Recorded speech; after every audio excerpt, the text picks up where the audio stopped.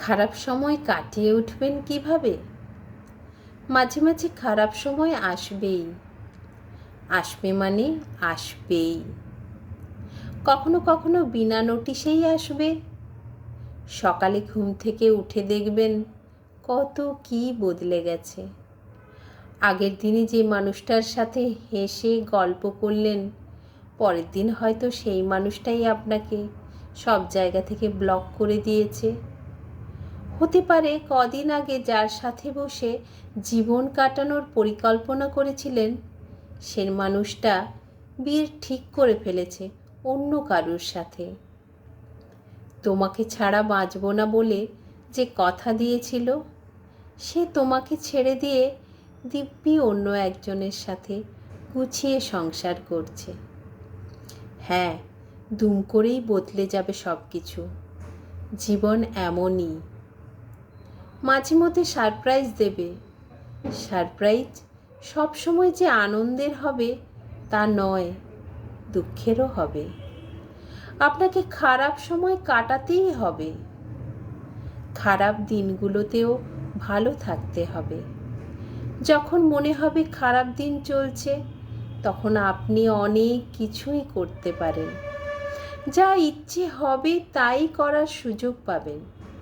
নিজের জন্য ভাবার বেস্ট টাইম এটা। হাতে টাকা থাকলে যেটা কেনার খুব শখ ছিল সেটা কিনে ফেলতে পারেন। ইচ্ছে হলে সিনেমার একটা টিকিট এক্সট্রা কিনতে পারেন। আপনি একাই দেখবেন, ইচ্ছে করেই দুটো টিকিট কাটবেন। ভাববেন টাকা লস। যে জন্য খারাপ আছেন সেটা একবার মনে করে দেখবেন, এই টিকিট কিনে টাকার লসটা তার কাছে কিছুই নয়। আপনি পারেন সকল ঘুম থেকে উঠে বাজারে গিয়ে কোনো নার্সারি থেকে একটা আনকোড়া গাছ কিনে আনতে। হয়তো সে গাছের নামটাই জানতেন না।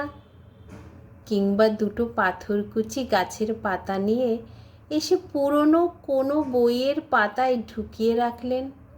রাতে ডিনার সেরে কয়েক প্যাকেট বিস্কুট নিয়ে পাড়ার মোড়ের মাথায় দাঁড়িয়ে পড়লেন পথচারী পোষ্যদের জন্য।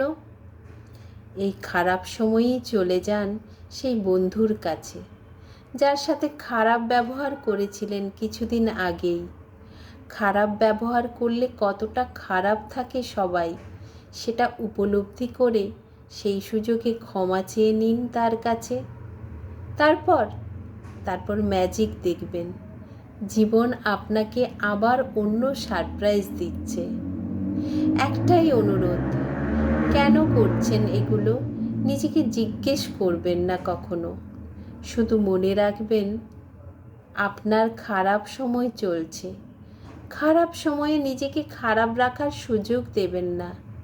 যখন ভালো সময় চলছিল, তখন যেমন নিজেকে জিজ্ঞেস করে কিছু করেননি, যা করেছেন আবেগে, এক্ষেত্রেও তাই।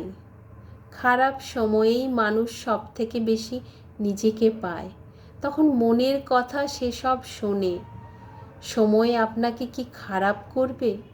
খারাপকে দূরে সরিয়ে সময়কে ভালো করে নিন। সময় নষ্ট করবেন না, তো সময় আপনাকেই নষ্ট করবে।